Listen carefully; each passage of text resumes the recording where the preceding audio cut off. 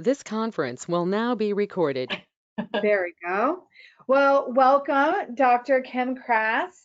We're so excited for you to be here and talk to us a little bit more about kind of the technical aspects of putting together an application, or first, where to find postdoc positions, putting together an application for a postdoc, positioning yourself to be attractive and competitive, and then upon receiving an offer for a postdoc, the things that you can actually negotiate as part of your contract. And then what to do after your postdoc is finished, knowing that it's only usually for a couple of years, and thinking through how do you assess where to go from there, and then what does it look like then to technically put together a package, whether it's for a tenure-track university position or university position more generally, or an AltAc position, how you kind of put those together. So we're really excited to have you here. For those of us who were unable to catch Dr. Kras's talk a few weeks ago, just a little bit about her.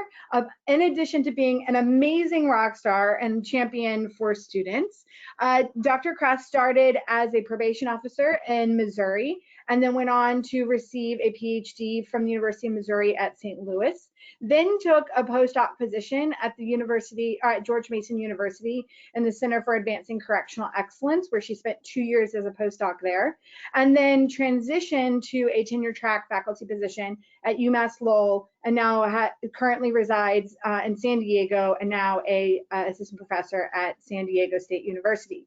But in addition to all of that, she also applied to AltAc positions prior to her postdoc and AltAc positions in addition to applying for tenure track positions.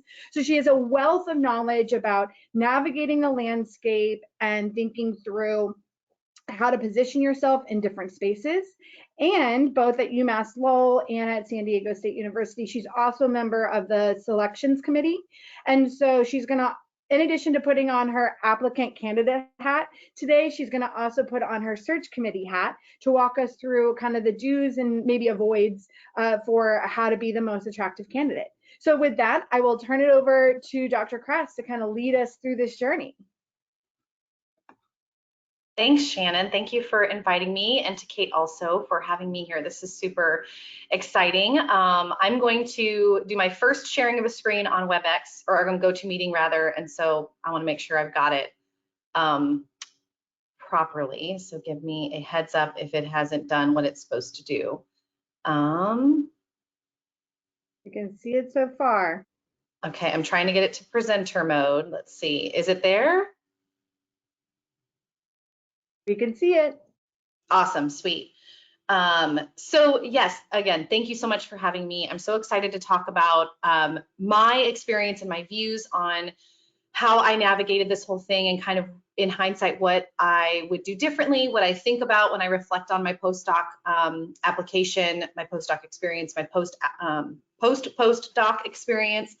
And also just the way that we've structured this talk today is really to present some nuts and bolts behind this whole thing, but also to act as a dialogue. So please, at any time, if you've got a question, throw it up in the chat, unmute your mic or talk about it, ask a question to clarify anything at all. This is definitely better if I can answer questions as we're going, and making sure you're involved in the conversation. So as Shannon indicated, that my postdoc is really kind of this middle time in between my grad school period and my previous professional practitioner experience, and then kind of how I've just landed somewhat intentionally, somewhat unintentionally into tenure track realms, but with like one foot, not my whole foot maybe as much as I want to, in kind of the industry, and making sure I'm staying connected to the field. That's super relevant and important to me.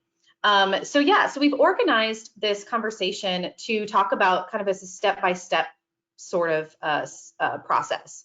So we're going to start with talking about considering the postdoctoral fellowships that you have, what's in front of you, how do you make sense of some of the things that they're asking for in the calls, where do you find them, what does it look like online or from word of mouth or what have you. And then the majority of our talk is going to be talking about tailoring your job market materials for this particular position. And then finally talking about that interviewing and negotiating components. And I will put a massive disclaimer, caveat, the whole smash that one, these are just kind of my thinkings and my conversations with fellow postdocs, with other faculty, with friends who have talked about this experience with.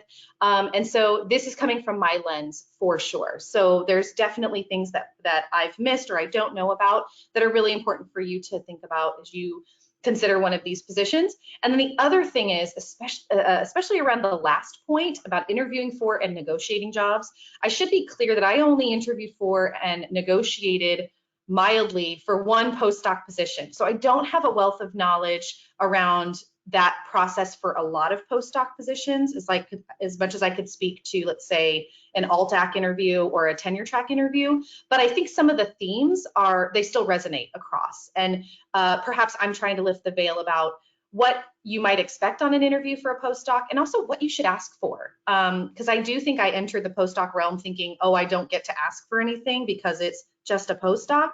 But it's definitely not like that. And I want to frame that up that way. All right, so let's get going.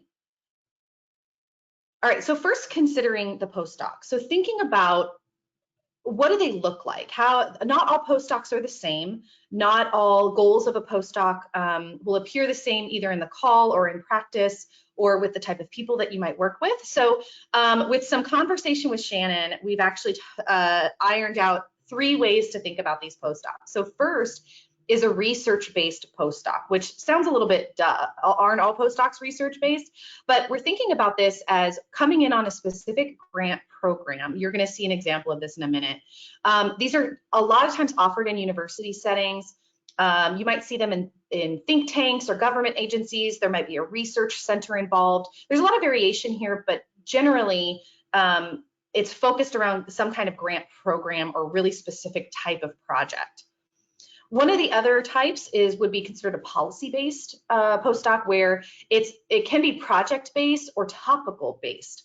It most often will sit within a government institution, but it might be in an NGO, or it might be elsewhere, actually, who knows. But the idea of thinking about it this way is that you're focused on maybe doing some policy advocacy work or other forms of work in a postdoc position around that. And then the final version is something we would call specifically advocacy-based. And this is where it's a real hybrid of research and policy. You might be acting for a nonprofit organization specifically, where your organization has an agenda that you are trying to build some kind of advocacy framework for. And so this was an easier way to think about where these postdocs sit, because they can lead you in a lot of different directions. And I should say that I don't think personally one is better suited for some version of what your next steps might be, what your next job might be, than the other. They're all going to have a lot of value, and you're going to see from these ads the skills and networks that you'll build during a postdoc are invaluable, regardless of where the postdoc is. And there's a lot of ways to make that attractive to an employer. So where to find them? That's probably one of the other mysteries. And many of you may know about some of these places to locate job listings, but I'm going to show you some of the ones that I used. And then, to be fair, this is a while back. You're going to see some dates on examples I'm going to share that feel like eons ago. Definitely a pre-pandemic world, but these are some of the ones that appear most often. So when I was looking for jobs actively, I'm looking on university-specific websites or agency-specific websites. Like, I might just have knowledge of these things through a variety of different means. Professional association job boards, or maybe their listservs. So I think it's really useful if you're thinking ahead about being in some type of position, like a postdoc or into an AltAc realm. It's really useful to get onto these listservs so that you get these blasts that show jobs or jobs of interest. Definitely through your grad program director. So these are a really great way to get information. Grad program directors are usually awesome at forwarding all of these calls, especially, this is particularly true to my experience in university research center settings, because those faculty supervisors at research centers are going to blast their call for a postdoc through their next best network, which is probably going to be graduate programs. They want a good solid PhD coming out. And then finally, public forums. And that's actually what I'm going to talk the most about today, because the others are probably a little more obvious to you or something you've already been engaging in. So looking at those public forums, these are some of the websites that I would frequent during my job search. Academic 360, Higher Ed Jobs, Chronicle Vita. These are places where you can filter your job listings to focus on things. And so being in criminal justice and criminology, those are terms to include, but a lot of times there are great jobs in psych or in sociology or in public affairs or public policy. So expanding your search terms is really, really useful. One of the other things I like about some of these sites is they let you filter by location and also by kind of type of work. If you feel like you want something that's more remote to ensure that it's a remote position, that point's a little bit moot right now. But if you want a remote position, then that's something you could search for. And so like I knew I was kind of location specific in some of my searches, and that really helped filter out a lot of the ads, because one of the things I will acknowledge fully throughout any job search is that it's emotional. There's a lot of emotions. I mean, you're looking for the next thing you're going to do, and you want it to be the right fit, and that stress is there. So we have to acknowledge that. But the one I'm going to show you today is on a public forum. It's independently operated. It's not like this official thing. Someone just operates it behind a curtain somewhere.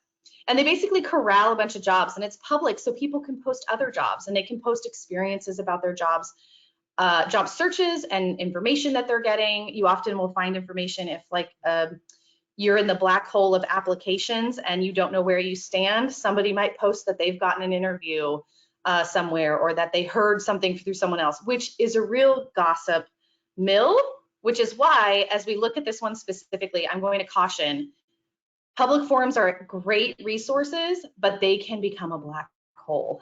You can find yourself refreshing it 30 times a day to find no new information, and that is also emotionally draining. So as we're talking about the nuts and bolts of finding and thinking about doing a postdoc, know that you have to save your emotional sanity. So coming up with these techniques, I will tell you mine was, I looked once in the morning, I looked once in the afternoon, and then I made myself not look again. And that was super crucial, because prior to that, I was that refresh person every 30 minutes. So this is an example of a screenshot rather of the kind of main page for the Sociology Job Market Forum. There is no real criminology job market forum. Nobody's behind the curtain building that one, but you will almost always see criminology jobs posted here.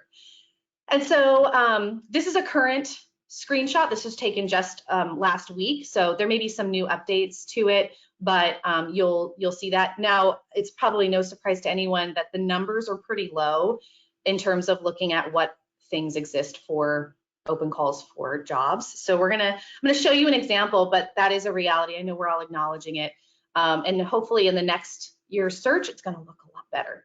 So in each of these folders that you see on the screen, on the screenshot, they'll talk about new positions, and there'll be both tenure-track, post-doc, and AltAc positions in here. There's a lot of stuff. There's also a lot of stuff that would be like out of my realm, like I'm not a demographer, but they'll put the demography positions or a variety of other things. So you just have to curate it a little bit. You can see a status marker. This is a black hole, be careful on this one, but this is where you can get some updates when the universities or research centers or organizations aren't giving you updates.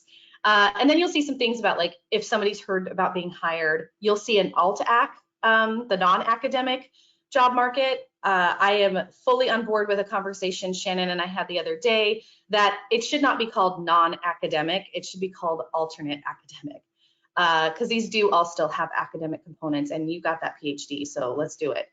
And then finally, you'll see that last folder, it's called postdocs. So this is really helpful because sometimes they'll silo and put those postdoc listings in there, but a lot of times they're also in that first folder.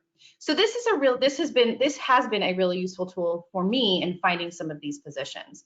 So if you were to navigate it and look at an example, this is what one example might look like. So it's kind of clunky. It almost looks like early day AOL kind of stuff, if anyone's old enough in the room to know that reference.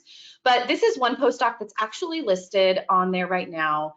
The closing date has passed, but I expect most of these things are probably going to open and reopen. And you'll just to get a glimpse that this is definitely you can tell it's a Department of Sociology in Lancaster, UK. It's for a 3-year position. You see the wages in pounds, which the conversion rate's not that different, but that's where salary is going to become a question. And then you're going to see some information. And so you can see in the first main paragraph, that you're working on a specific project with this specific faculty person. And so that's something that gives you an indication that this is a research-based postdoc built out of a university. It doesn't look like it's in a research center of any kind, and that is fine to have some pros and cons around that in terms of thinking about what's your best fit. What are you going to get out of that particular experience? But I'm actually going to talk a little bit more deeply about a postdoc that was listed and passed through kind of an old school channel through the grad director. I'm going to pause to apologize if you're hearing a train horn. They are practicing new train conductors today. So thank you for your patience on that. All right, so let's look at this example that's a little bit more recent.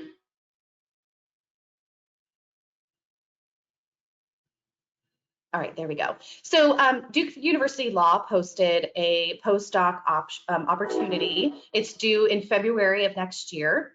And I've broken it up to highlight some of the key points. So this is also something that is both under a specific professor, Professor Brandon Garrett, who's at Duke University Law School, but also as part of the criminal justice research lab that they have there. And so there's quite a bit of opportunity listed in this particular postdoc option.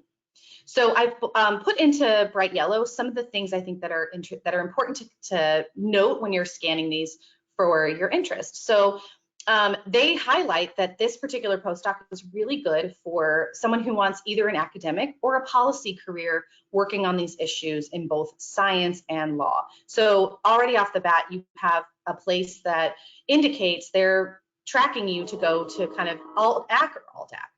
And then as you read through further, you see more specific things, right? This is to let you know whether your topical area is a good fit. So research on state sentencing data, mental health diversion, drug treatment, eyewitness memory, scientific evidence in the courtroom, and use of risk assessment. So the thing I would take away from here is not that you have to fit every part of this call, because this is the beauty of doing a postdoc, is you get to learn about so many things you may have never thought that you would be doing. But how does your current research frame and your current research lens maybe fit into some of these topical areas? And so like if you're a courts person, if you are a person who's doing anything in corrections or anything in any of these specialty subtopics, this could be a good postdoc for you. So if we were to look at a few more specific pieces of information, this particular call has a lot in it. So one is they talk about what the postdoc will get out of this particular position. So one is mentored research opportunities. And this is huge for people who are really thinking about that postdoc as building up their skill set, building up their potential to either take an ACC or an AltAc position or somewhere, wherever in between. And so you're going to work closely with that professor, but also others at Duke University, which is great. You're building your network by default. And you're also going to be able to conduct research in these particular spaces. The other thing is that the last sentence here says the fellow will get the knowledge and skills to obtain competitive research funding. So it doesn't require that you have that research funding before you come on board. The other thing is project management and leadership experience. And this is also really important because these are invaluable skills to take into the AltAc or the academic setting, where you're going to be overseeing teams of people doing research, especially other grad students, other postdocs. It just really gives you a wealth of opportunities to be doing research collaboration. And so that's really huge. Also educational opportunities, so ways to further advance your skills or your knowledge through professional development. This is also another great networking thing. And I can't tell you how many times I was able to attend seminars or webinars or other events while at George Mason that I never would have had exposure or access to, that were just right in front of me. And so it also, again, is an invaluable component of that experience. And then you can look more specifically at some of the responsibilities. So this lets you know, what does the postdoc expect of you? Or the postdoc position expect of you. So one is to complete a mentored research project, which results in a manuscript. That's pretty tangible. So you're gonna do a manuscript as part of this postdoc. You're gonna do conferences, you're gonna do workshops, you're gonna do different things related to their policy work, and then you're also gonna help and plan workshops. And I can also speak to my postdoc experience. This was something I never would have had experience doing or had thought I needed or wanted to do, or discover that this is actually a really cool part of my job, was being able to build workshops, being able to take research and translate that into some kind of practical space. So then the last thing, go ahead, Shannon. Sorry, I was just going to say to that last point, here it says help and plan and implement workshops. When we're thinking about translating that kind of skill into an AltAc space, that certainly makes sense. Doing a lot of, technical assistance and consulting work with agencies. But thinking about that, if you take a postdoc and then move to a tenure track or a university position, how you can easily talk about translating that as it relates to building classes, and thinking through how you build workshops or curricula for students, and thinking about events, how you planned events in your postdoc might translate to ways in which you might plan mentorship opportunities or facilitate roundtable discussions with students in your program. Those things, you can use those skills and translate them into a university setting. Yeah, absolutely. That's a great point, Shannon. So in that translation or transfer to a university setting, I would actually say it's a triple dip, because I have been able to kind of cast this work from a research perspective, because it's always built around some kind of ongoing research, or the workshop is the research itself, as Shannon and I have done before. Certainly to the teaching component, because that's, you have to learn about education. And one of the key things about doing education workshops for practitioners is it's adult education, which is often something we don't know much about. And I think that that's really useful. So absolutely, that point is heard about branding and building materials that are useful and translatable in that space. The other thing is that it's really landed in service. So I've seen this most specifically in my current position, where I've been able to take the workshops that I've done for in the past, and then also the kind of current workshops that I still collaborate with Shannon and others on, that they really become part of this larger service to the field that is obvious to people, because it's situated in research, it's delivery of a conference style presentation, but to the nth degree. So there's a lot of ways that you can leverage this type of experience to that academic space. And I think it naturally folds into something you would do in the AltAc space. In fact, it probably gives you a leg up in some of those skills and in some of those industries. So I think that's a really important point. Thank you for bringing that up, Shannon. So then the last point to talk about just this particular call is the qualifications. And I feel like this may just be me, but I feel like this is where people sometimes get hung up in thinking that they're not qualified for a position. All right. So to start, the qualification is you must have a PhD in one of these particular fields. Awesome. You're going to have a PhD. So that's done. Excellent written and communication skills. Great. You can talk about that. You could demonstrate that. Collaborative, team-oriented environments and working. You've probably already done all of that, either in teaching or in research projects at your universities. This is usually where I would get sidelined, because I realized most of my methodology was in qualitative research. I'm going to come back to that. So experience with stats is highly desirable, not required. So you can try to talk about your statistical expertise. And I'm going to show you an example in my own materials about how I talked about what I knew how to do and tried to make that sound really, really great to my new employer. And if you are someone who has a programming background, or you deal with big data, definitely highlight that. That seems to be something that they might be looking for, but that's definitely not a deal breaker. The other thing is things you would probably already have based upon your graduate training, right? Survey methods, quant research, and they say qual research in this particular ad, which is where I would probably highlight a lot of my skills and the projects that I could demonstrate. And I'll show you an example of that too.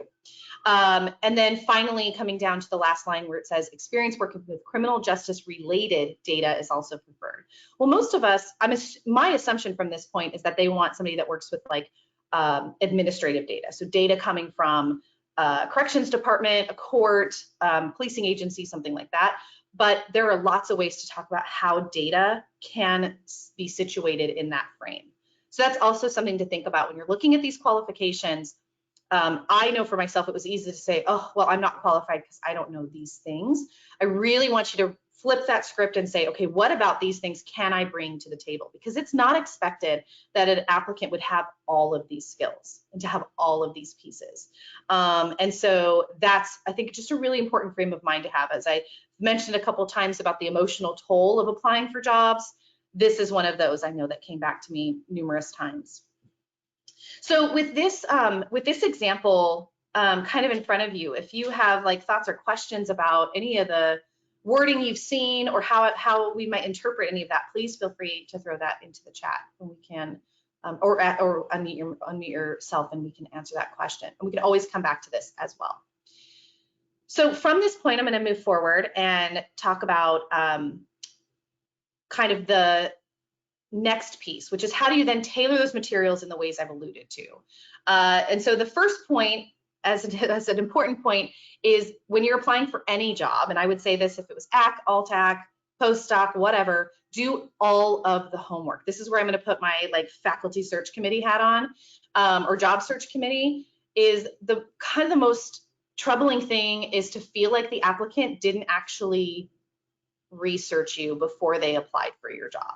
That it feels really generic, that they didn't take the time to even look at you. It's kind of like one of those slights that you feel like the person didn't care enough. If you've taught a class, it's probably one of those where you feel like the student asked you the question and they didn't look at the syllabus first. It has that same kind of sentiment, so definitely do all the homework you can to make sure you can speak to that, because that will go a long way in being memorable as well in your materials. All right, so I'm going to break it down talking about the cover letter, where you're going to sell your skills and your expertise. And I'm going to show you an example of how this looked, how I did this in a tenure track and my postdoc materials for the same year. You see your CV, how to maybe move things around a little bit to highlight this in a way that would be attractive to certain postdoc settings, the supplemental materials you might include, and then how you might highlight your positionality. How might you highlight some of your unique experiences to also make you memorable and also make sure that the supervisor, the people looking at your materials, remembers you and wants to really consider you because of this unique position. All right, so you've got all of these things bringing to the table when you're thinking about applying for one of these jobs, right? So you've got all of these particular experiences, your own personal research agenda, what you want to do after the postdoc, right? We go into the postdoc knowing it's a short-term job. It's a job we're going to leave from. And even if we don't know exactly what we want to do afterward, part of it is being able to articulate that you know some things, and then you're going to kind of figure out the rest. And you're going to filter all of this stuff based upon the job ad. So this is kind of another search committee piece that I feel like I wish I would have gotten this message a lot more when I was in my grad program, which was tailor your job or your job materials for the job you're applying for. I kind of felt like, oh, if I write this really great generic cover letter, everyone's going to love me. And that was really not how that worked and how that happened. And not everybody didn't love me, and that was really disappointing. Again, emotions coming into play. So it's really important to think about how you might do that. I'm going to pause real quick because I see there's a chat question from Nilly about the postdoc ad doesn't specify. Yeah, specify the person that you're working with. So that's a really, really good question, because they won't always. So this is one of those where when you look at the ad, you're going to see a couple things. You might see the university, the department, the research center. If there is no one on there, but the only thing that you know is it's for a department, which would be kind of I think like a really loose job ad, but just for the department, I always address it to the department chair as a default. That way you have a person to address it to. If it is a little more specific than that, and maybe you just don't know some of the other particular pieces, like about the project or about the job, because some of these projects haven't actually begun. It could just be like, you're going to work on this type of project. You can try to take that language that they've used to describe the project and build that into your conversation. I hope that answers, Nilly, your question, and hopefully some of the examples will illuminate that a little bit, but please ask more if there's more to be. Yeah, so go ahead, please. If it's a research center within a law school, so yeah. should I send it to the research center director? Yeah, that would be my default place to go, is to find out that information. One of the other things that you can do if you feel comfortable doing this is totally up to you, is you could reach out to somebody. If there's like a contact email in there, and say, I'm very interested in applying for your job, and perhaps ask some of those clarifying questions. I don't know any case where that has been seen as a detriment, but not everyone feels comfortable with that, and that's okay. I think always defaulting to either the research center director, the department chair if it's in a department, whoever kind of like the head honcho is for that particular piece, that's always a good default in terms of who you're sending your applicant materials to. Yeah. Thank you. No, thank you. Thank you for asking that question. Just to jump in here too, Kim, Please. is that thinking through, like even the Duke example, they gave you the example of the faculty member, but they also told you that the faculty member works inside of their Just Law program. So even if you didn't have the faculty member's name to understand what they're about, you could go to the research center website or do some research on your own about that center itself. And then thinking through kind of what they prioritize, what projects they're working on to get a better idea. I think about this in think tank situations where you might not necessarily work with a faculty member or a director of sorts, but they'll at least tell you where the program is situated in their research center. So I'm thinking of like AIR or Vera or Urban, all of these places have lots of research center inside of the big think tank. And usually they'll tell you what research center you're actually specifically you're applying to. And from there, you can kind of learn about the center itself and tailor inside the center itself. Yeah. Yeah, excellent points. Excellent point, Shannon. Thank you for that. And thank you for your question, Millie. Because yeah, a lot of times we don't know where to direct our materials because they don't tell us. So yeah, so you're gonna take as much information as you have and as you can, and you're gonna try to think about, okay, how do I position myself for this position? All right, so I'm gonna show you some examples from some materials. So first, in the cover letter is promoting your skills and expertise. Here, you're gonna wanna highlight the grants that you've worked on, name them, talk about like what the funding source is. Grants you've been awarded. If you've been a person who's been awarded a grant from your university for conducting your dissertation research or something else, definitely highlight that, because what that'll show is that not only can you conduct research and in this way, but you also have your foot in the door at earning grants. All of your methodological skills that you bring to the table, including sometimes specific programs you know how to work with. So if you are a whiz at R or something like that, that can be really positive for that. I could even see highlighting that for that Duke job, given they want someone with more programming expertise, because you basically have to be a programmer to use R, in my opinion. Your project management skills, how you've been involved in managing parts of a project. It doesn't mean that you were the lead like project manager on something, but you can talk about how you did those skills. Any deliverables you've produced, whether it's a report, a translational piece, a publication, conference presentation, anything. And then also the collaborations you may have done. And then you're going to want to make sure that you demonstrate your fit for the specific project. And this isn't necessarily in succession. It could be at the same time, but it's just thinking about these are tidbits that you want to ensure that you highlight. So we just talked about knowing specific things about the project, the space, the professors, the university, ways that you can leverage that knowledge and link up your information. Positionality, talk about that more importantly in a second. Perhaps your theoretical view or your empirical lens will matter for this particular call, and you can tell that by the way that they're talking about things. So it looks like for example, in the Duke ad, they're talking a lot about justice systems and law. And so perhaps kind of these more legal frames or more criminal justice system theory frames can be useful for you. It doesn't mean you're an expert in those theories, but acknowledging them and talking about how they link up can be really important. And then just any unique experiences you have. And then also highlight your independent research agenda. I think this might get overlooked sometimes for people that are applying for a postdoc where in essence, you feel like you're applying to work for someone and someone else's work. But the beauty of a postdoc in most places, I believe, and is certainly my experience, was I got to still pursue my own research interests. In fact, I got to spearhead 2 different projects that I just brought to the table. They were not part of the original research agenda for a particular project. They were something that came out of the data and the analysis. I was like, let's pursue this. This is really cool. It's definitely was something as part of my own independent research.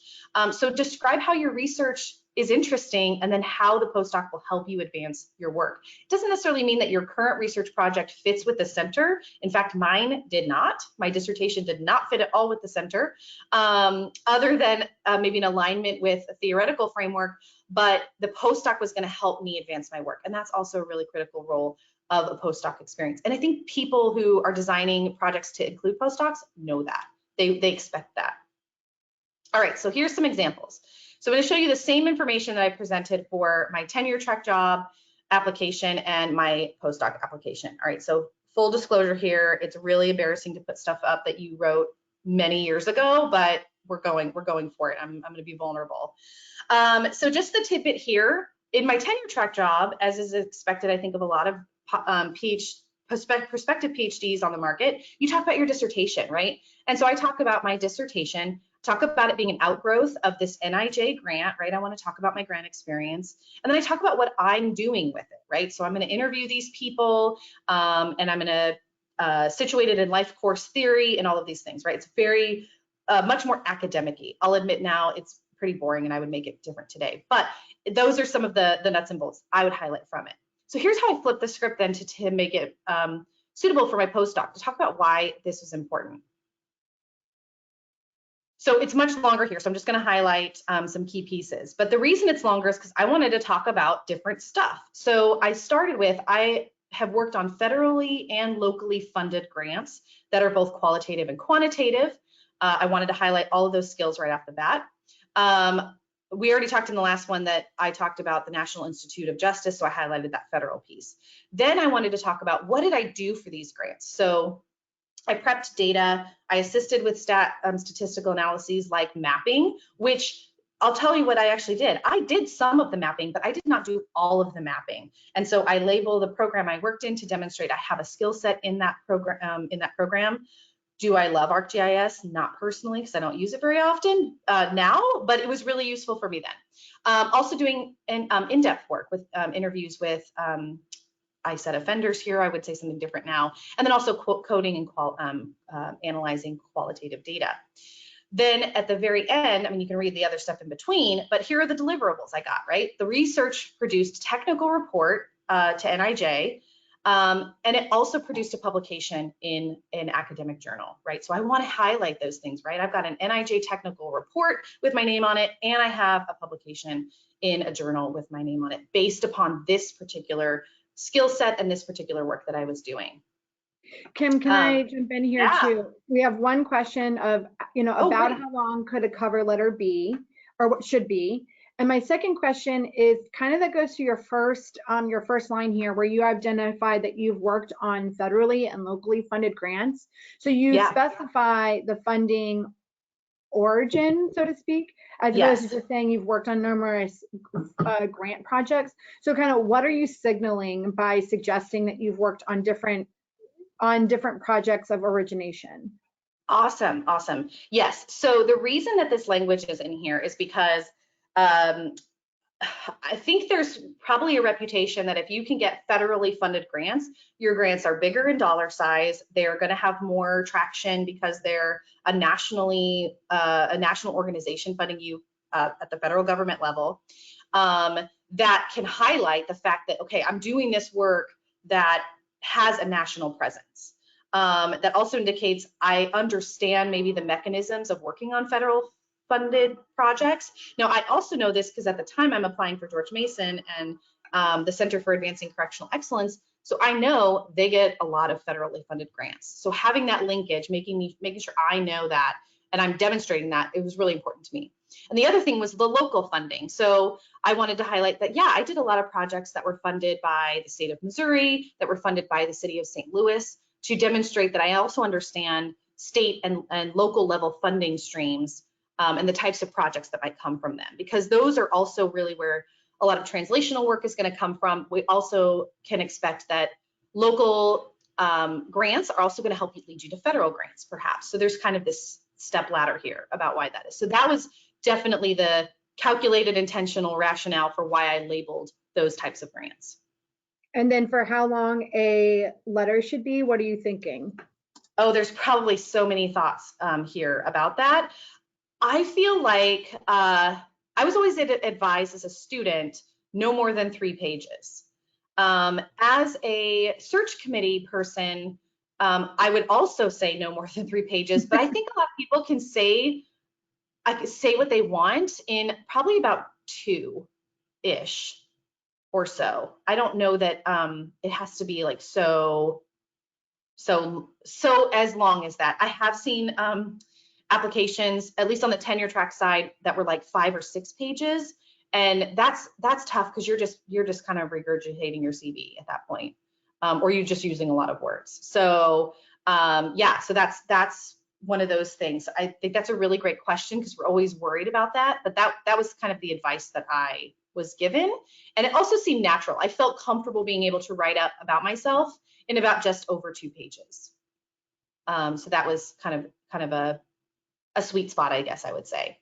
And thank you, Shannon, for kind of carving out that kind of ordering and what that thinks. And everyone's going to look different. So this is just an example. Like, I'm putting my stuff out there for people to see that this is just an example of how I thought about it at the time I was applying, and how I wanted to naturally weave in the grants I worked on, the skills I did, highlighting kind of some of the research components, right? Because I talk about the findings, but then also where did those findings go?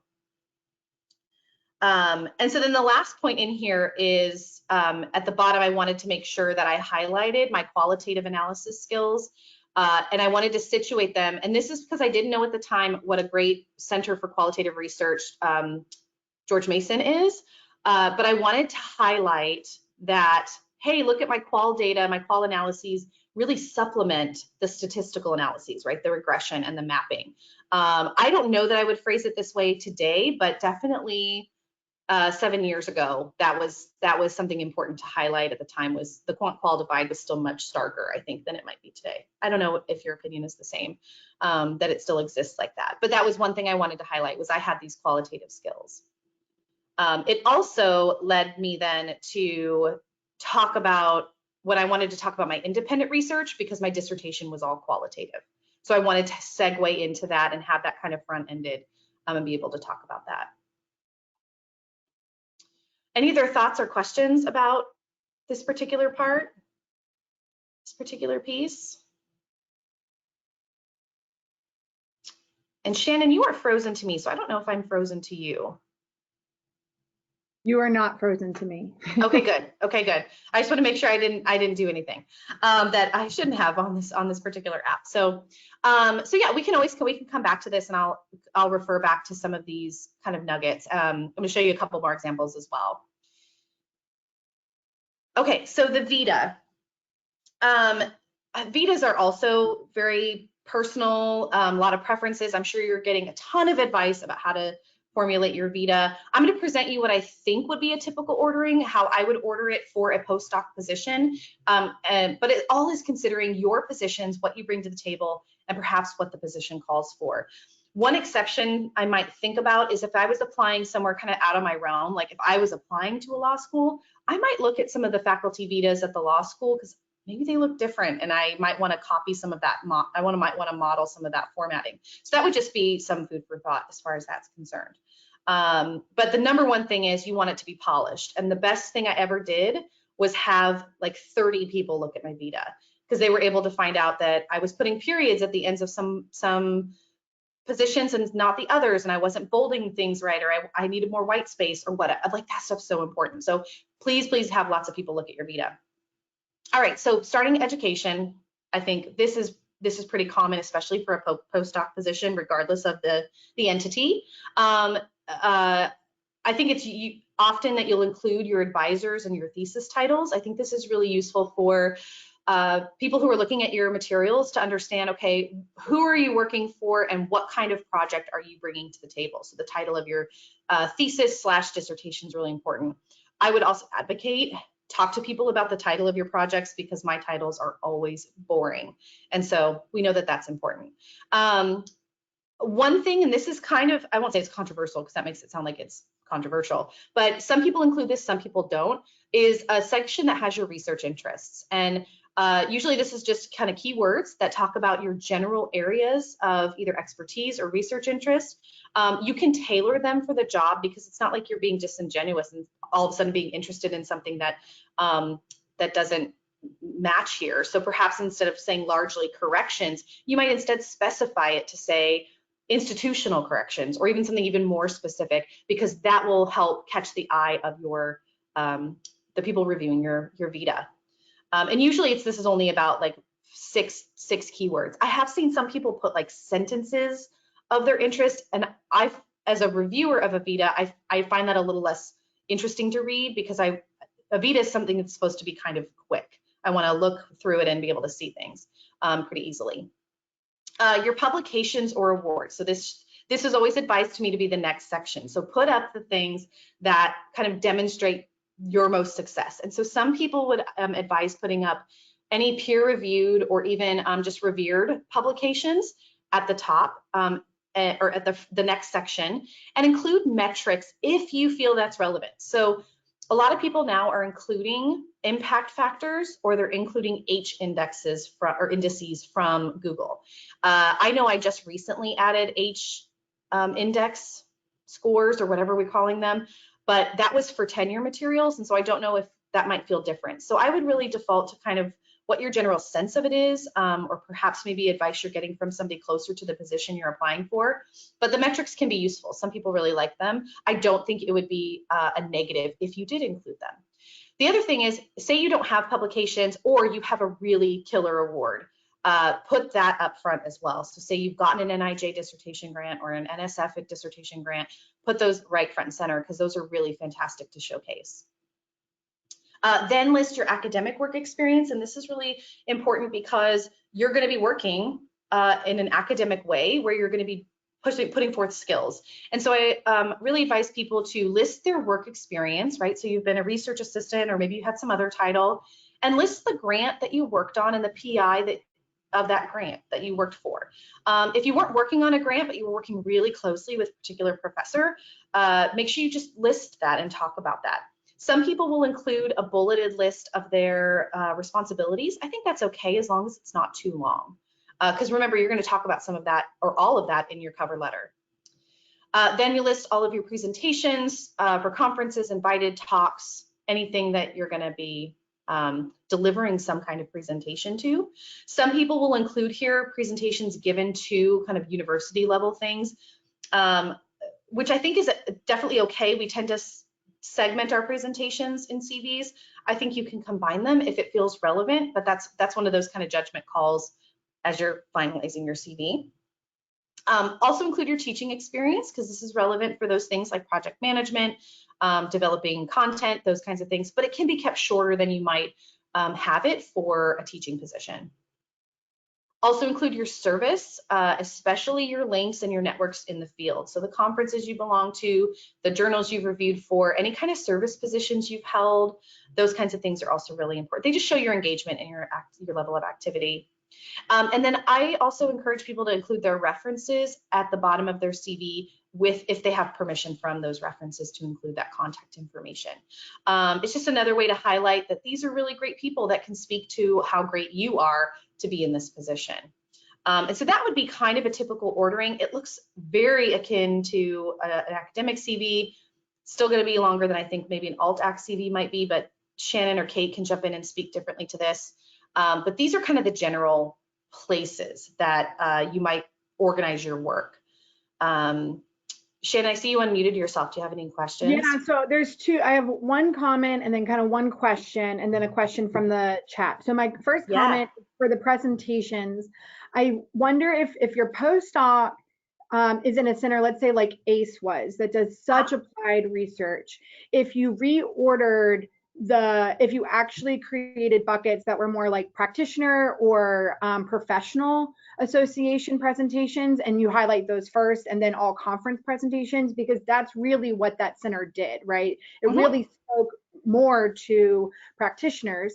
Thinking about transitioning to an AltAc space, it was far more important that I highlighted every time I talked or instructed practitioners or Yeah. agencies over conference presentations. So that was highlighted. So that's kind of a comment of, depending on where the postdoc position is, you could even break the presentation categories and then order them in a way that makes sense. The Sure. comment that or the question that I have for you is, you have in brackets or in parens and sometimes money. And I know that there's a fierce debate about whether or not you include your grant dollars. So can you kind of unpack a little bit about what that debate is? Oof, yes, you're right. Yeah, so I was advised to include the grant dollars on the big grants, the federally funded grants that I did. So it was kind of this, make an impression by showing how much money the grant was worth that you worked on. Almost as if like the more money it is, the better the project is or whatever. And maybe there's some truth to that. I mean, you expect that there's more money involved for projects that are bigger or have more things to them or what have you. So I know I have included the dollar amount. I know that that's also not a requirement, but like a request as far as my current institution's desire for when we put that grant money in there. I don't think it's required. I think just listing the grant name and the PIs is totally sufficient. But I think some people feel like if they include it, it gives them additional leverage to say like, look how big this grant was. Sure. And that's kind of really where I would sit to it. There's a part of me that feels like, oh, why are we putting all those dollars on there? Like that doesn't always mean everything. But I understand why some people will look at that differently. Sure. So does that kind of answer your question or Totally. kind of respond to? Okay. Totally. In the chat, someone asked, if you developed a new course, would you want to include that on your CV as well? Yeah, for sure. So in the teaching experience section, I know I would typically list like the course names. And then I would usually say something like, if it was for a teaching institution that I was applying for, I'd put like maybe the number of students, if it was online, whatever. But if I totally developed a new course, I would denote that somehow, either in parentheses, say, developed a new course. And if it was something like the development of that new course was really integral to perhaps some aspect of the job that I was applying for, or to highlight some set of skills that I had, like say you took a class from being on the ground and you moved it all online, which we all just did, but you intentionally moved it online with those kinds of things, or you maybe transformed the class to be a universal design or something else, like absolutely highlight, because those are really unique skills that are 100% translatable to the research space for a postdoc. So I would totally denote that. In a CV, it's usually just as a parentheses, in parentheses or with a little star, and then you would say put a note, develop this course from scratch or whatever. You wouldn't say from scratch, and then you can talk about it more fully in your cover letter. Do you stick to chronological order? So yeah, Nilly. So I think most people like to see it in chronological order. That's completely anecdotal. I have no empirical evidence to say that. In reverse order, right? So let me see the most recent thing that you did. But to your point about importance, this gets really kind of muddy because you might have something you did that's maybe a couple years old, but it still stands out and it's it's a star point. And I think there are creative ways to help make that stand out. It might be like where or how it's located on the page. Maybe it is right before you turn the page to the next one, because you'll see it's like at the bottom or it's at the top of the next page. But typically, I think most people like to see it in chronological order. But there might be those creative ways. The other thing is, if there's something like that you want to highlight, I would definitely branch it out in your cover letter. Definitely talk about that. One other thing I wanted to just talk about the presentations. I think, Shannon, your point is spot on about splitting them up. There's nothing to say that presentations all have to be together. You tend to organize them in terms of, I guess you would say, value for the place you're at. So in a tenure track realm, you put invited talks first, because how cool is it they invited you somewhere to talk? So you put your invited talks first, then maybe your conference, and then maybe something else. But I would totally flip that around for something like the Duke University ad, where they're talking about doing workshops. So if you've done a workshop, put that front and center. Absolutely put that information front and center. And I also realize on here I don't have a place for professional experience. So I put my professional practitioner experience, I actually put it right after academic work experience. That's because I wanted to highlight, hey, I've worked in corrections, so this is really important. I want to make sure you see this. I don't want to bury it in the bottom of my CV. So definitely including that in there. Thank you for those catches. So see, like I said, a CV is really personal, and I think it's just important to get a lot of feedback, get a lot of people to look at it, get people out of academia to look at it, get people who are in business, and the first thing they're going to tell you is it's too long, and you say, yes, I know it is, but can you make sure it looks nice because it's supposed to be this long? And that's, I think, really important. I also think to that point, having two different or a few different versions of your vita, one that's more suitable for a shorter a place where that might want a shorter CV, and then like a full traditional CV that you can kind of work in between and see what the best fit is for that. Okay, so to keep us on track, I'm going to keep moving forward. Oh yeah, pro tip, include web links to everything. This may be completely obvious to you, but that is not something I've done until recently. And I know that it just makes it so easy for a search committee member to, if they're looking at your materials electronically, to go click on a particular piece of information. It's also really useful, especially for those of you that have done anything media related, like say that you've done some kind of translational work that appears on, I don't know, like a news website. Say you've been interviewed by the news, or you have something like that. Really, really include those experiences. Even though we tend to think of them as not academic or not professional, they absolutely 100% are, as if they're part of your work. Yes, Shannon, thank you for backing that up. I'm sure that's definitely been a theme in this AltAc community. All right, so supplemental materials. So you typically will have to provide a writing sample, so it's great to present something that's published. Typically a peer-reviewed published work would be really, really great. If you don't have that yet, something that is a work in progress, because those are equally valuable, but just make sure it's really polished. So have people look at it, make sure, you know, basic things, all the typos, all the track changes, all the things are gone, and then do a solid read. It does not have to be in final form, but you want it to be a solid piece of work that someone's going to read about that. However, if you've got some translational pieces, like I know Shannon has like 1 million manuals that she has designed and written herself that she could demonstrate for her writing sample to show people how amazing she is able to do these things. Oh yes, to that point, show your translational materials. These definitely show your skills. And then for your letters of recommendation, thinking about, many of you probably already have who your letter writers are. What's important is to prep them for this particular role. Like tell them exactly what you want them to highlight. And so one of the ways I did this, and this may not be a new phenomenon, many of you may already do this, but I built a spreadsheet in Excel at the time. I definitely update it. You're going to see the old school version of this in a second. But basically lined out, where am I applying? What does it look like? Who am I addressing materials to? Because that's one of the things as a letter writer, having to go and search for who I should be writing my letter to can be kind of clunky. But then also, what are the things that job is looking for so that they can talk about that? So here's just a screenshot of what my spreadsheet looked like.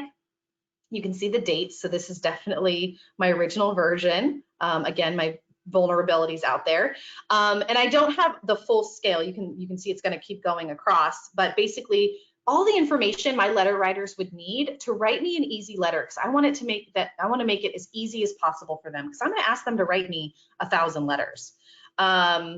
And I know currently I actually have a student who's applying for doc programs, and she sent me an active Google sheet where she's able to update it, I'm able to update it. It's just such a great way to stay connected so that these letters don't get lost in a black hole, or you're worried like, did my advisor send this letter, or did I tell them enough what I want, because or what I want to get out of this job, because that's also a really important thing, so that their letters really reflect what you're doing, what you want to do from this postdoc. I also wondered too, Kim, to kind of the point about the length of the cover letter, is that if you feel like your cover letter is getting too long, that the information that's in that, you can feed that to your letter writer and have them write it in their letter. Yeah, definitely, absolutely. And I think this is really true, a really true point, especially about unique experiences that maybe you're not sure you want to say directly in your letter, but you think are an important part of your story and just might sound different coming from your letter writer. So an example of that before we get to that highlight of your positionality is I'm thinking of a student that is formerly incarcerated. And so she comes to the table with this this incarceration experience that is central to her work. It's central to the things she wants to do in this field, but she's a little apprehensive about coming out and just saying that in her letter. And that's totally her right, or her, in her purview to not share, but she does feel okay having her letter writers talk about how she's been able to overcome and how this influences her work. And so that would be one example where I think if you feel like that particular part of your positionality is better stated by a letter writer, do it. I think let them know that that's what you want them to say. And if they're comfortable saying it, because obviously they have to be comfortable saying it, then they can know that that's important to you. But this would be the same case would be true for any other kind of component you either don't have room for or you want them to highlight. This is also the important thing about having your main advisor review your cover letter a lot and help you get your cover letter a lot. And also use things like the mentorship program through DCS to help you with cover letters, or any other number of people who will help read that cover letter. So yeah, let's talk about positionality then for a second, because I know that this comes up quite a bit. So how do you highlight experiences, your identities or statuses, the values or purpose you bring? Oops, I'll come back to that example in a second. I think this is really important. I actually just talked with a student about this recently, about how do you highlight experiences that kind of maybe seem tangential to the job, but are really integral to your growth, your personal development, your professional development, and are pretty damn cool and should be included. And a lot of times we think, oh, if it's not directly related to criminal justice or directly related to this particular job ad, it's not valuable, but it absolutely is. And so it's super important to think about how can I cast that? How can I put that forward? In one example, the student was an international student. She had these amazing experiences in her home country, but she didn't talk about any of them because she didn't think it was important to, I don't know, Americans or something, which is really unfortunate, because she should know how valuable that experience is. So encouraging her to write about that and to talk about, this is how I have developed my particular sense. I'm going to show you one example of that, and then we can dig into this just a little bit more. So I wanted to highlight my particular experience as a not a correctional officer, because I was not a probation and parole officer.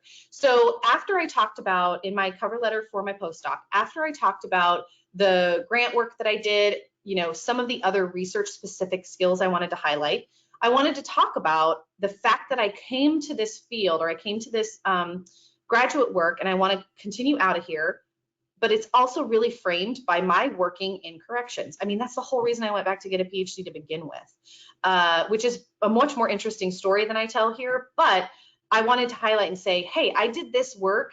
Here's where it was. Here are the things I did there. And so based on this experience, it really makes me want to look at these particular areas. And these are all areas that the Center for Advancing Correctional Excellence was working on. And I wanted to make sure that, hey, look, I come to the table with this unique experience that maybe other applicants don't have, that we can really use and draw from and highlight. And it's a really important part of who I am as a scholar, as a researcher, as a contributor to the field. And so I 100% advocate, if you have experiences that that really align with where you're going, I think it's super important to highlight them. Yes, Shannon shouting out. Okay, so yeah, back to Nilly's question. The mentorship program. Oh yeah, the DCS. Shannon, what's it called? I'm sorry, I'm messing up the name now because I know it just rebranded. Yes, it's called Mentoring for Success with DCS. And so I've added a little bit about that program. Dr. Jill Viglione, actually the chair for student affairs and DCS, sponsors the program. And so if you'd like more information, she's probably your best bet for reaching out. Yeah. Yeah, definitely. No, the mentoring program has been awesome. I would have loved having that as a student. So if you are not yet attached to a mentor, get one, absolutely get one. And then demand of them, make sure that they're responding to you. So anyway, this is still just a plug to highlight those individual experiences, whether it was study abroad, it was working in an internship that was really, really central to how you framed your work, or how you came to graduate school, or while you were in graduate school, just any of these things that that make you who you are. And I think this is also a really important message for women to hear, because I think a lot of times we think we have to brand ourselves in this extra objective way, but I think people are really seeing through that now. And I think it's really important to continue offering that to people who might consider you for jobs, because it's also going to make you stand out.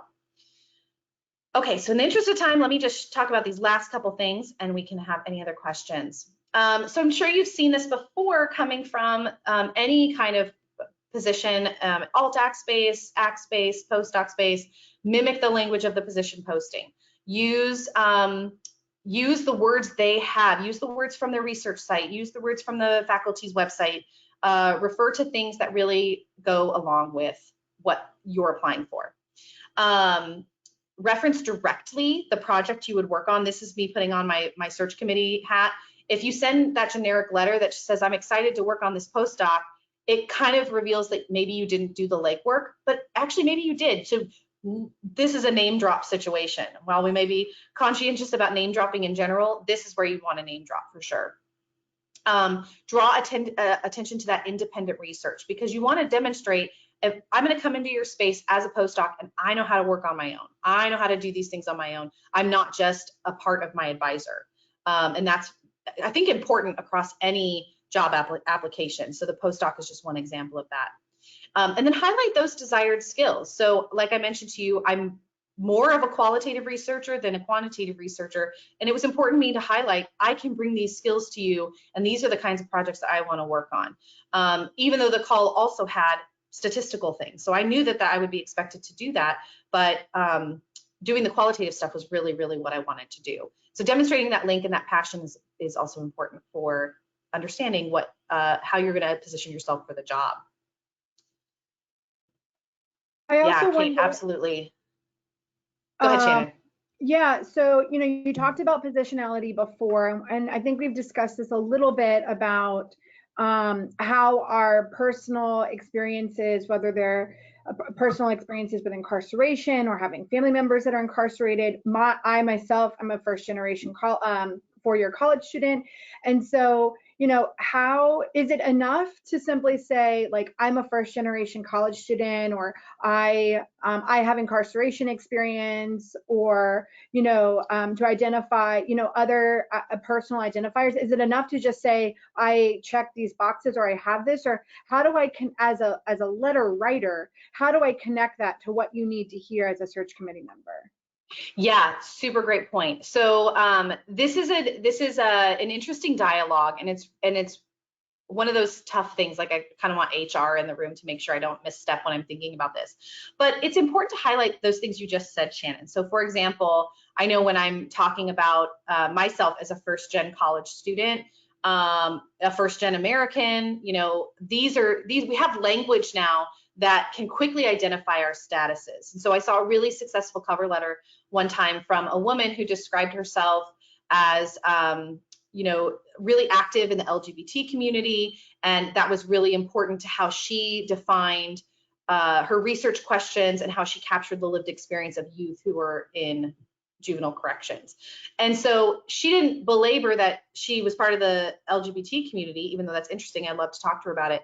But she was able to situate all of these things. So as a letter writer, I can say, oh, okay, so she's doing this work in juvenile corrections. She's got this lens that comes from this particular identity or status. That's really important. There is caution, or there's concern, I think, and I think rightfully so. I mean, we don't want to be like, oh, look, here are all the boxes I checked. If anybody saw the SNL Open after the election, when Maya Rudolph talked about her and her husband checking all the boxes. And while that's satirical, it's a reality we face, right? So we're trying to delicately go on about that. Sometimes the call, I don't know if it's true as much in postdocs as it is in AltAc or ACT spaces, but sometimes the call will say, we're looking for for diverse features in our candidates. And so you want to highlight those diverse features, because you don't want the committee guessing either, because the committee has also probably been through implicit bias training to make sure they don't do that. So there's a really fine line about it, but there's ways to word it to talk about how that experience has influenced you, how it influences your work, or how that identity status does. I think that's a really important point. And the best way probably to vet that is to have people read it, have people look at it, and a bunch of different people. Have a friend who's your like one non-criminal justice friend look at it. You probably have more than me non-criminal justice friends, but you know, have people that you respect in other industries read it to see how they feel, how they react to the way that you word something like that. Does that kind of clarify that a little bit, Shannon, in terms of at least my perspective on it? Totally, yeah. Okay, awesome. All right, we've done that. And so just to reiterate this, why these things are important from the search committee members' hat, it's showing that your intent is clear, that you're really serious, you're not going to frustrate a reviewer, because remember, you're going to have a committee of you don't know who. So you could have people from the entire gamut talking, you know, that might come to the table to look at these applicants, right? And the goal is not just to get the job yet, but you got to get the interview first. So you want to get your foot in the door 100%. All right. Yeah, Kate, for sure. Yeah, you want to make it as easy as possible for people who are reviewing your materials. Make it a no-brainer for them to say, yes, we want to talk to this person. We want to bring this person in.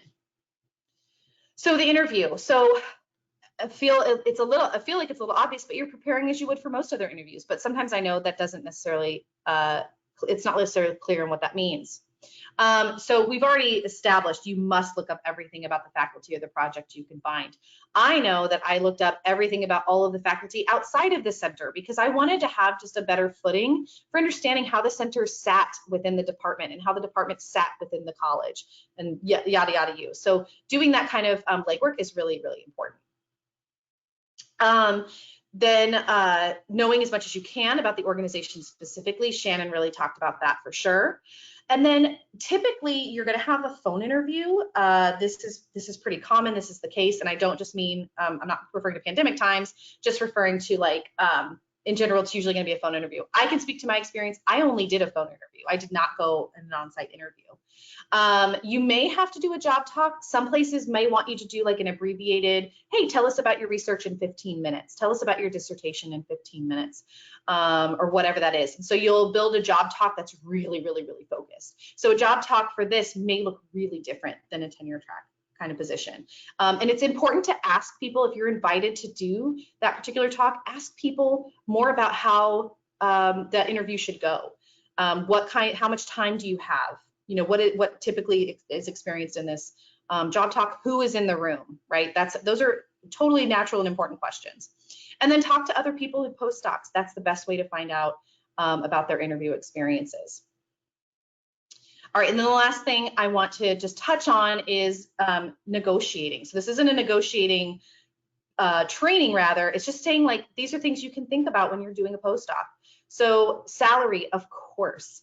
I'm terrible at negotiating salary. Shannon's really good at negotiating salary. But these are, you have wiggle room. A lot of times these things seem fixed, but it's important to understand how much room you have, and perhaps salary can be offset in other monies that could be allotted to you. Perhaps it's additional travel money, perhaps it's additional research stipend. It could come in a lot of different ways. So think about how that works for you and what that means. It's totally relevant for a salary conversation to be thinking about the cost of living in the place that you're going. That's also something really, really crucial. Know about the contract term. How long is the contract for? So postdocs are typically 1, 2, 3 years with the possibility of extensions. These will usually be talked about in either the call or in the conversation with somebody about the job. Learn about the benefits. I was really great to work for George Mason because they had an excellent benefits package. You may not be thinking about retirement right now, but having retirement opportunity is super important, especially if you're someone like me who is extra late to the game. But know about health insurance, know about the benefits, know about any of the other things that you get. You get a membership to the university gym, like all that stuff you want to understand. Moving costs, 100%, especially if you're moving really, really far. You can absolutely negotiate for these kinds of things. Travel money to conferences, to workshops, to professional development, negotiate that money and understand how it currently exists. They may already have mechanisms to get that, but it's really important to do that. And then also the time allocation. How much time are you with this postdoc? Is it a 40-hour-a-week job with this particular entity, or is your time split? Like perhaps in the Duke job, maybe you're working 20 hours for the professor and 20 hours for the research lab. Understand how your time is going to be allocated at that particular space. And so these are things that you'll want to keep in mind to ask for or to think about asking about when you get to that stage of you've got the job offer, what else can you do? Whoops. Real quickly, one thing that's not on there that I wonder Yeah. about is also like specific hardware or software. Do you think that those kind of negotiations are more suited in university positions, or are they also available to postdocs? Yeah, that's great. I really take for granted that what you would need to do the job at the university is there. But it may be the case that you work in a really special software and you want to advocate for that, and they don't have it on site. And so you can say, you know what, I'd really like to negotiate in that we would get access to this particular software because it's going to allow me to do this kind of work. And those things I think are also perfectly suitable, especially if you're working on a very specific grant. Like you can know there's some dollars available for those kinds of things typically. So yeah, 100%. So yeah, that is the bulk of what I wanted to talk about. I'd love to answer any questions or like even just unpack any of these parts anymore if people have thoughts or ideas about what we've just talked about.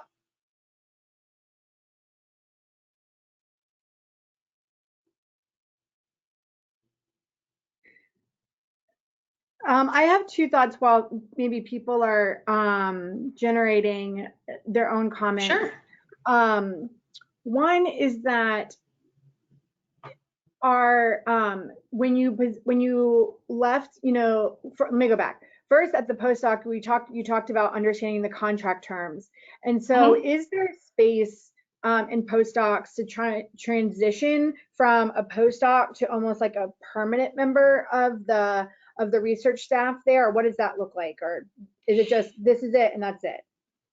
Yeah, that's a great question. And I can speak certainly from my experience and what I observed. I don't know how true it is across other spaces, especially if you're on a grant that does have a time limit. So then there's a salary limit, there's a position limit. But I know at least at George Mason at that center, there was room for me if I wanted to have, maybe another year that I could move from postdoc to some kind of research associate position. And that would have potentially been a natural segue for me to say, you know what, I really like this space. I want to consider how to make this permanent. And I think there would definitely be room for that. But that's also in a center where the composition of the center had a lot of research associates. So they did have people that weren't graduate students, they weren't postdocs, they were doing that kind of other level of work. And so I think that definitely exists. So getting a sense of that, those opportunities is also, I think, an important question to ask if you feel like that's something that you'd be interested in. Yeah. Shelby asked, how early before you graduate from your program do you recommend starting the application process? And how do you indicate that you're still, you're not necessarily done with your degree when you apply? Yeah, so my advice here would be it's very similar to the academic market, right, which we usually start in like August or September, though some postdocs will come up in the spring. And if you're ABD, you're on your way to graduating, just indicate as you would in those cover letters the same thing, right? I've defended my dissertation. I expect to complete by May of blah, blah, blah. And that's completely fine. In most cases, in a lot of postdocs, especially if they're hiring folks they're expecting to hire folks that are coming out of a grad program. So it's not a deal breaker if you don't have PhD in hand. It is expected you have PhD in hand by the time that you would get there.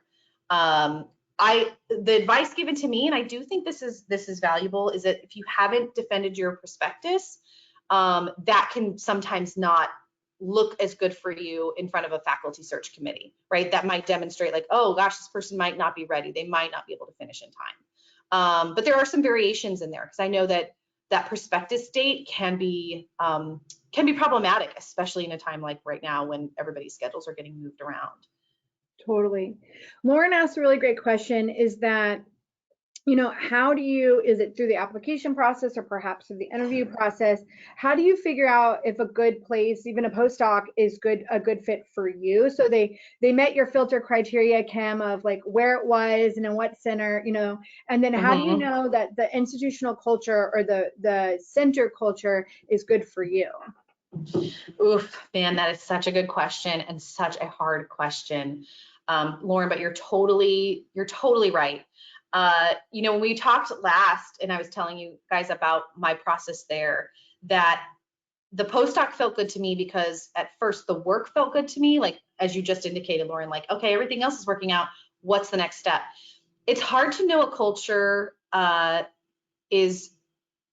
it's hard to know the depth of a culture until you're really in a space. You can get that sense better when you go somewhere in person than if you can online or on the phone. So I took my postdoc a little sight unseen. I'd never been there before, but I will say that there was such engagement with me from the people who were hiring that made me feel really good and comfortable that I wanted to be there. There was outreach to say, like, we're really like to have you here, and made me feel really good about wanting to be there. Now, that's not the end all be all. It's not going to say maybe your experience will change once you meet other people or once you actually get there on the ground. But that was one of those steps that made me feel like, okay, yeah, this is another indicator that this is good. I would say a red flag, 100%, is if somebody is just not nice to you and makes you feel really icky inside.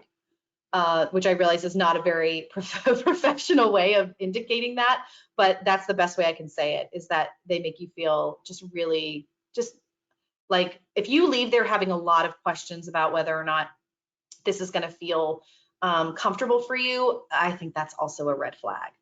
Definitely something to process out. I was thinking, I think Lauren's question is a really, really good one. And a friend of mine who works at LinkedIn and does a lot of workshops like this always tells people to use the opportunity in the interview where it says, where they say, do you have questions for us? To actually really pepper people with questions. And that, one, it's appreciated from the search committee. Two, it looks like you're prepared. And three, it means it looks like you're very serious. I think figuring out what your questions are will help you understand if that place is a good fit for you. So for me, my questions were, what are projects that you are most proud of here? That helped me understand what, not only what they do, but what's important to them and what they value. What did you do with those projects, or kind of what did those deliverables look like? That helped me get a good sense of how they prioritize the end result. So is it publishable manuscripts? Is that important to me? Is it translation? Is it media? Is it blog posts?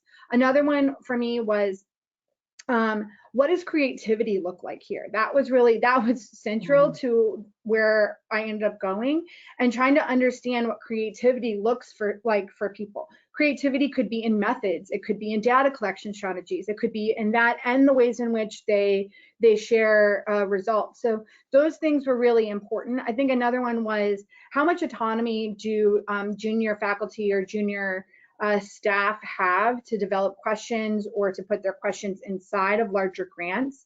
That was important, right? So am I researching other people's questions, or do I have a say in that too? I think those things, trying to figure out what's important to you, and then framing that in questions to them that are a bit more open-ended to try and suss out, okay, is this a place for you?